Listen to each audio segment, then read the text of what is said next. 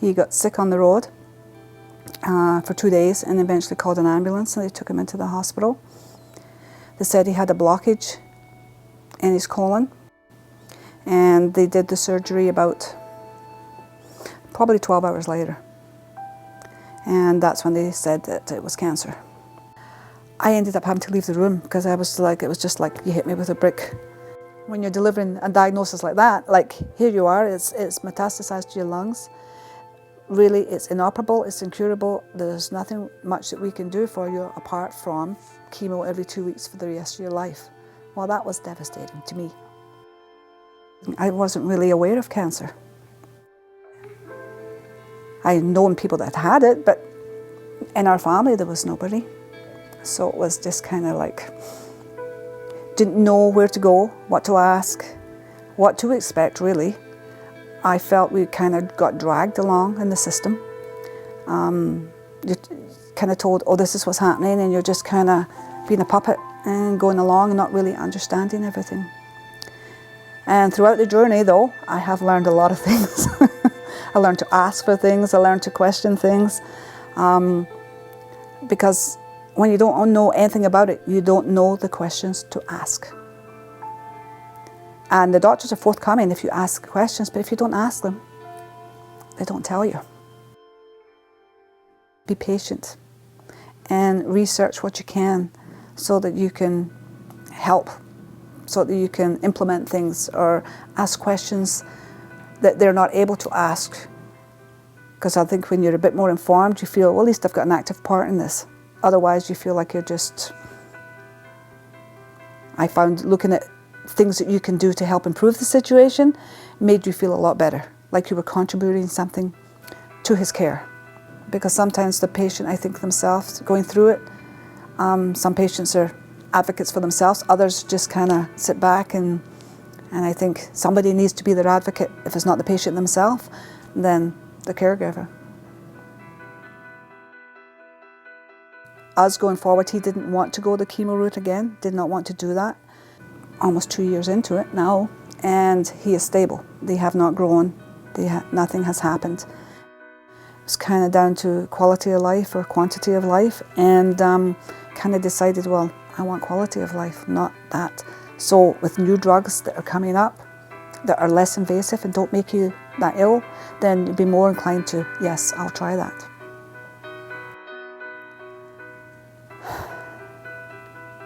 I still have him, and that's what matters.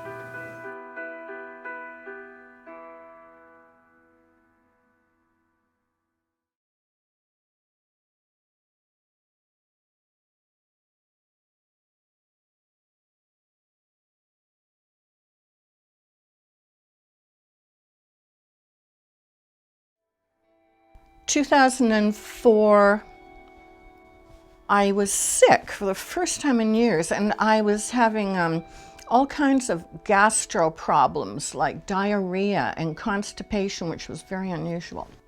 It sent me for tests. When he called me and asked me to come in, his last patient of the day, I got a little concerned because I thought, oh, he wants to talk to me about something. So when I arrived, he told me I had colon cancer. And I said, well, what do I do? I mean, where do I go from here? Let me go to the internet.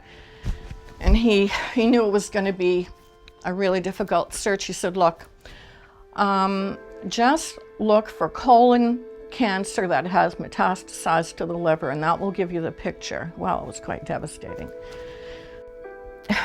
It was a very tumultuous time in my life. It was through no fault of my own that I ended up with this cancer. It was because there was no screening program for colon cancer. And I had chemotherapy, ferocious, terrible chemotherapy. I had full 4E. And every 2 weeks onto the 11th floor. I find it hard to push the 11th button on that elevator now, you know. A day I'll never forget, March the 12th, 2006, I got my life back. They did a liver resection. They took my gallbladder, said I didn't need it anyway, and I'm just great, living my life. When you only have so long to live, when you're given that death sentence, you waste a lot of that time worrying. And then I thought, worrying is just practicing for something bad to happen. Why am I doing this? The new treatments coming down the pipeline for colorectal cancer patients are the only hope these patients have of surviving. It's just amazing. Now, you really have much more hope as a colorectal cancer patient.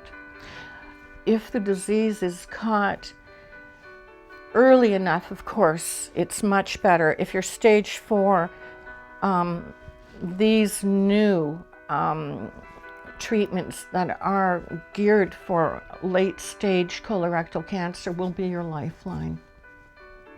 Every day that that sun comes up, I'm enjoying it. And I just live my life the best way I can. I'm a kinder person now.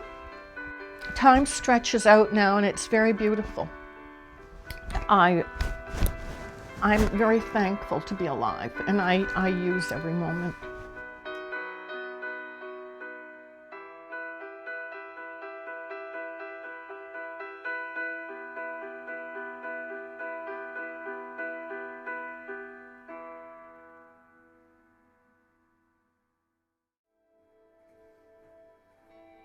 When my dad was diagnosed with stage 4 colon cancer, it was a devastation to the entire family because one, we hadn't really heard about colon cancer before.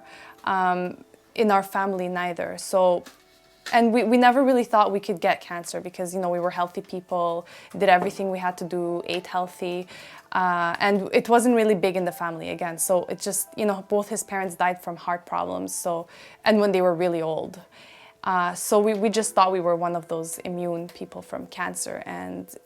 But when my dad got diagnosed with cancer, and I realized, you know, one of the best things a dad can ever do is walk his daughter down the aisle. You know, it's very important, especially for dads like mine. About a year and a few months after he got diagnosed, that's when we decided to get married. So we had planned it for a few months, and it was like really almost last minute. I mean, we had 5 months, which is pretty much last minute for a wedding. But we realized that we wanted to make sure he's there, you know, to have the first dance, to have him walk me down the aisle. And he was really happy. You could tell, I mean, when you see the videos, he was really honored to be able to be alive and be with me. And he appreciated even more now that he knew that it was very possible for him to have not been there. So yeah, he really appreciated the wedding. There's no doubt about that. When my son grows older, he's definitely gonna hear about his grandfather. Even when I was a teenager, my dad would never let me, he'd never let me be sad. You know, even if I'm going through my teenage drama, I'd be like, Dad, but this is difficult. He says, no, it's really not. It's really not a big deal. But you don't understand. Yes, I do understand, and it's really not a big deal. He used to always remind me that. Even at the hospital when he was weak, he was still cracking jokes. So it was a huge shock, devastating, especially the fact that it was stage 4. We said, what happened to all the symptoms? Where were they? Because I realized when I did my research is that colon cancer is extremely preventable. One thing I didn't realize is support groups, how helpful they actually are. I would completely encourage a patient to go to a support group, not just for the fact that he'll be with people that are going through or have been through what he's going through, and they can, you know, support each other. But it could be very helpful in terms of, you know, seeing how other people are dealing with side effects of the chemotherapy. You know, you try something and, oh, this worked, this really helped with my side effects, maybe you should try that as well. So trial and error and experience is what really teaches people how to deal with cancer.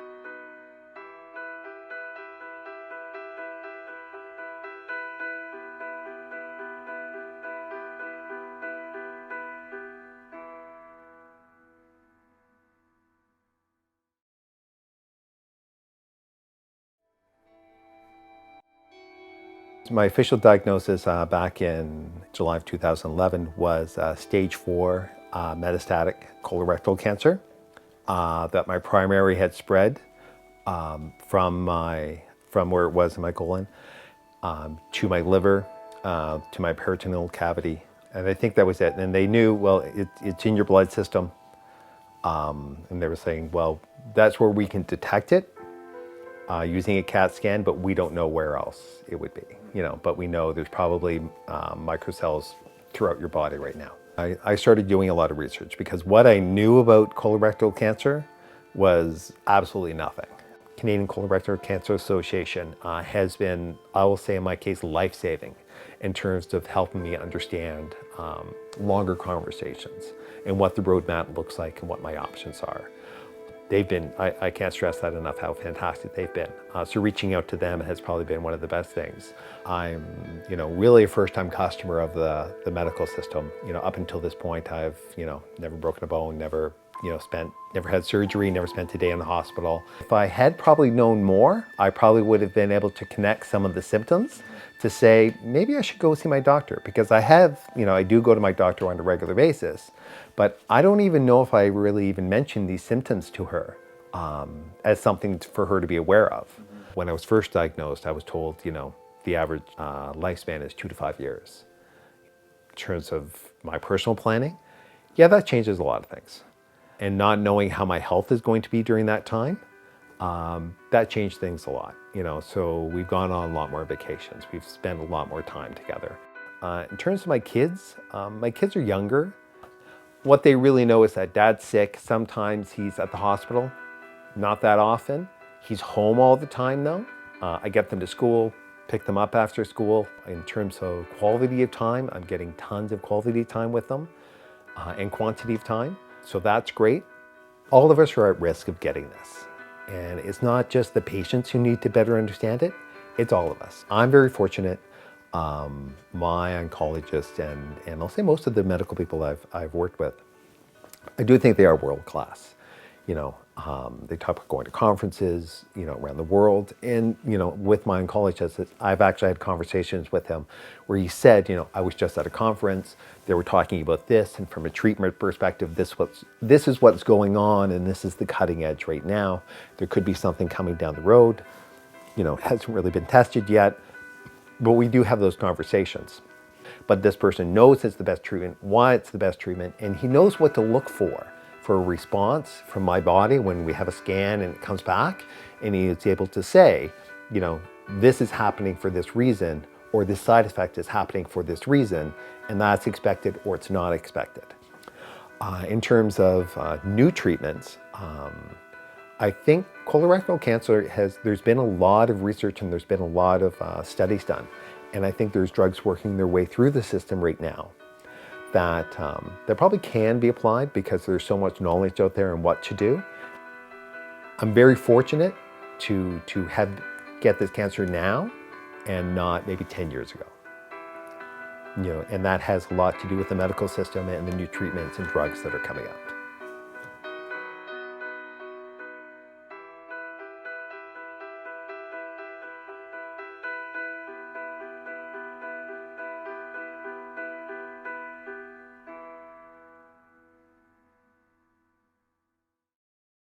I don't look very far ahead, but I haven't done that for quite a while. I just enjoy what you can while you can. And there's nothing better in the morning and having your mid-morning break and having a cup of coffee, okay? My name's Marion Pearson, and I'm 67. When I was diagnosed with colon cancer, I guess I was 64. But because it metastasized, I suddenly was put into stage 4. Well, we had the colon surgery first. We found that out, the lung cancer afterwards. Well, I thought as soon as we stopped the chemo, being me, that I would bounce right back. But I didn't quite bounce right back. I was weak. It took a long time. So that is important, and I have tried to emphasize to other family members how important it is to get this test, because it's much easier than the alternative. The chemo was supposed to be for cleanup. Because it wasn't in the lymph nodes, somehow it went in the blood. So I've been 3 years in remission,